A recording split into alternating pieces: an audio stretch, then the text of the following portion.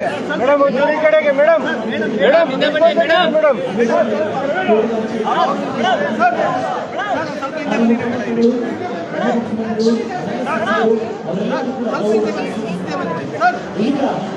Sir ಈ ಕಡೆ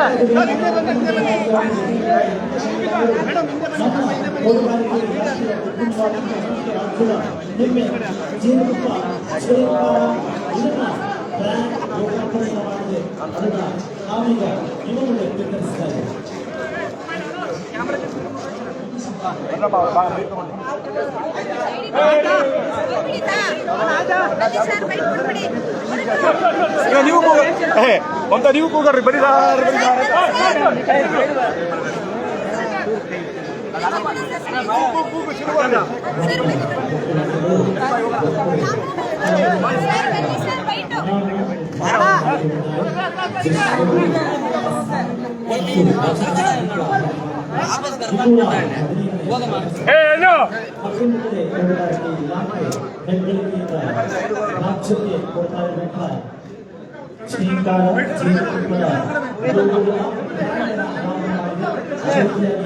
ವಿಶ್ವಗುರು ಶಿವನವರ ಪುಸ್ತಕ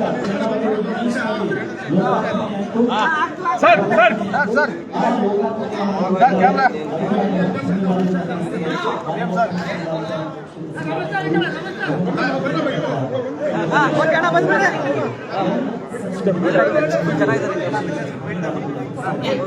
Chandranna sir sir sir sir sir sir sir ಈಗ ಸರ್ ಸರ್ ಸರ್ ಈ ಸಂದರ್ಭದಲ್ಲಿ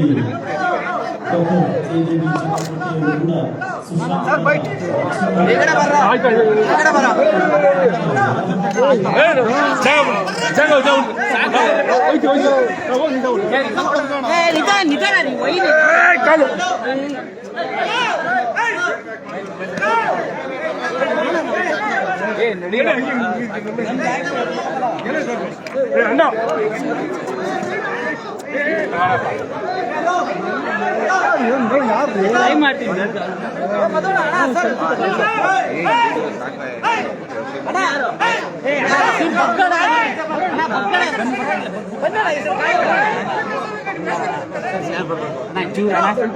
ಪ್ಲೀಸ್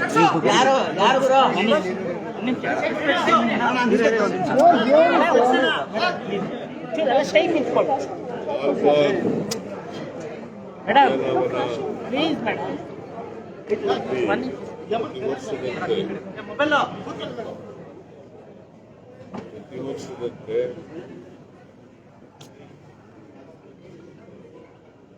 ಫಲಪುಷ್ಪ ಪ್ರದರ್ಶನ ಗಣರಾಜ್ಯೋತ್ಸವದ ಅಂಗವಾಗಿ ಫಲಪುಷ್ಪ ಪ್ರದರ್ಶನವನ್ನು ತೋಟಗಾರಿಕೆ ಇಲಾಖೆಯವರು ಏರ್ಪಾಡು ಮಾಡಿದ್ರು. ನಾನು ಮತ್ತು ಉಪಮುಖ್ಯಮಂತ್ರಿ ಡಿ ಕೆ ಶಿವಕುಮಾರ್ ಅವರು ಅದನ್ನು ಉದ್ಘಾಟನೆ ಮಾಡಿದ್ದೀವಿ. ಈ ಸಾರಿಯ ವಿಶೇಷ ಏನಪ್ಪ ಅಂತಂದ್ರೆ ಬಸವ ಶರಣರ ವಚನ ಸಾಹಿತ್ಯದ ಆಧಾರದ ಮೇಲೆ ಈ ಒಂದು ಫಲಪುಷ್ಪ ಪ್ರದರ್ಶನವನ್ನು ಏರ್ಪಾಡು ಮಾಡಿದ್ದಾರೆ. ಬಸವಾದಿ ಶರಣರು ನಿಮಗೆಲ್ಲ ಗೊತ್ತಿದೆ. 18ನೇ ಶತಮಾನದಲ್ಲಿ ಸಮಾಜದಲ್ಲಿ ಬದಲಾವಣೆಯನ್ನು ತರಲಿಕ್ಕೋಸ್ಕರ ಸಮಾನತೆಯ ಸಮಾಜವನ್ನು ನಿರ್ಮಾಣ ಮಾಡಲಿಕ್ಕೋಸ್ಕರ ಜಾತಿ ರಹಿತವಾದಂಥ ವರ್ಗ ರಹಿತವಾದಂಥ ಮೂಢನಂಬಿಕೆಗಳು ಮತ್ತು ಗಂಧಾಚಾರದಿಂದ ವಿರುದ್ಧವಾದಂಥ ಸಮಾಜವನ್ನು ನಿರ್ಮಾಣ ಮಾಡಬೇಕು ಅಂತೇಳಿ ಬಸವಾದಿ ಶರಣರು ಒಂದು ಹೋರಾಟವನ್ನು ಮಾಡಿದರು. ಆ ಹೋರಾಟವನ್ನು ಜನರಿಗೆ ಪರಿಚಯಿಸ್ತಕ್ಕಂಥ ಹೇಳ್ತಕ್ಕಂಥ ಪ್ರಯತ್ನವನ್ನು ಈ ವರ್ಷ ಈ ಫಲಪುಷ್ಪ ಪ್ರದರ್ಶನದಲ್ಲಿ ಏರ್ಪಾಡು ಮಾಡಿದ್ದಾರೆ. ಸುಮಾರು 30 ಲಕ್ಷ ಸುಮಾರು 70 ತರಹದ ಗಿಡಗಳನ್ನು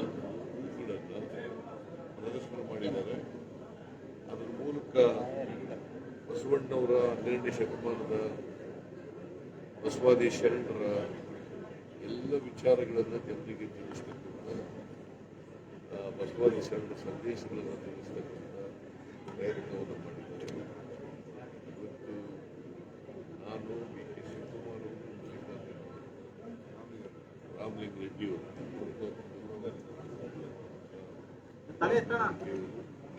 ಎಲ್ಲರೂ ಕೂಡ ಕಾರ್ಯಕ್ರಮದಲ್ಲಿ ಭಾಗವಹಿಸಿ ಇದನ್ನು ಅತ್ಯಂತ ಸಂತೋಷದಿಂದ ಉದ್ಘಾಟನೆ ಮಾಡಿದ್ದೀವಿ. ಇದು ಇವತ್ತಿನಿಂದ 28ನೇ ತಾರೀಕು ಕೂಡ ನಡೀತದೆ. 18ನೇ ತಾರೀಕು ಇವತ್ತಿನಿಂದ 28ರವರೆಗೂ ಕೂಡ ನಡೀತದೆ. ಬೆಂಗಳೂರಿನ ನಾಗರಿಕರಿಗೆ ಈ ಫಲಪುಷ್ಪ ಪ್ರದರ್ಶನವನ್ನು ವೀಕ್ಷಣೆ ಮಾಡಲಿಕ್ಕೆ ಒಂದು ಅವಕಾಶವನ್ನು ತೋಟಗಾರಿಕೆ ಇದರ ಸದುಪಯೋಗವನ್ನು ಬೆಂಗಳೂರಿನ ನಾಗರಿಕರು ಉಪಯೋಗಿಸಬೇಕು ಅಂತೇಳಿ ಅವರಿಗೆ ಮನವಿಯನ್ನು ಮತ್ತೆ ಈ ತೋಟಗಾರಿಕೆ ಇಲಾಖೆಯವರು ಯಾವ್ಯಾವ ಹೂವುಗಳನ್ನು ಬೆಳೀತಾರೆ, ಯಾವ್ಯಾವ ಫಲ ಬೆಳೀತಾರೆ, ಯಾಕಂದ್ರೆ ಫಲ ಪುಷ್ಪ ಪ್ರದರ್ಶನ ಬರೀ ಸಂತೋಷಕ್ಕೋಸ್ಕರ ಖುಷಿಗೋಸ್ಕರ ಮಾಡ್ತಾರೆ. ತೋಟಗಾರಿಕೆ ಇಲಾಖೆಯಲ್ಲಿ ಏನೆಲ್ಲ ಬೆಳವಣಿಗೆ ಆಗಿದೆಯಾ, ಫಲಪುಷ್ಪ ಪ್ರದರ್ಶನ ಏನೆಲ್ಲ ಬೆಳವಣಿಗೆ ಅದನ್ನು ಜನರಿಗೆ ಪರಿಚಯಿಸತಕ್ಕಂಥ ಕಾರ್ಯಕ್ರಮ ಯುವಸರು ಕೂಡ ತೋಟಗಾರಿಕೆ ಇಲಾಖೆಯವರಿಗೆ ಧನ್ಯವಾದಗಳನ್ನು ಕಾಕತಾಳೀಯ ಎಂಬಂತೆ ಇವತ್ತೇ ನಮ್ಮ ಕ್ಯಾಬಿನೆಟ್ ಮೀಟಿಂಗ್. ಇವತ್ತು ಕ್ಯಾಬಿನೆಟ್ನಲ್ಲಿ ನನಗೆ ಬಹಳ ಜನ ಸ್ವಾಮೀಜಿಗಳು ಮತ್ತೆ ಸಮಿತಿಗಳು ಎಲ್ಲರೂ ಕೂಡ ಬಂದು ಭೇಟಿ ಮಾಡಿದ್ದಾರೆ. ಬಸವಣ್ಣನವರಿಗೆ ಅವರಿಗೆ ಒಂದು ಈ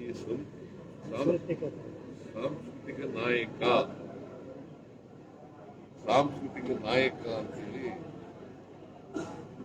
ಅದನ್ನ ಕರಿಬೇಕು ಅಂತೇಳಿ ಬಹಳ ಜನ ಒತ್ತಾಯ ಮಾಡಿದ್ರು. ಅದರಂತೆ ಇವತ್ತು ನಾನು ಕ್ಯಾಬಿನೆಟ್ನಲ್ಲಿ ತೀರ್ಮಾನ ಮಾಡ್ತೀನಿ ಅಂತ ಹೇಳಿದ್ದು. ಇವತ್ತು ಕ್ಯಾಬಿನೆಟ್ ಮುಂದೆ ಅದು ತೆಗೆದುಕೊಂಡು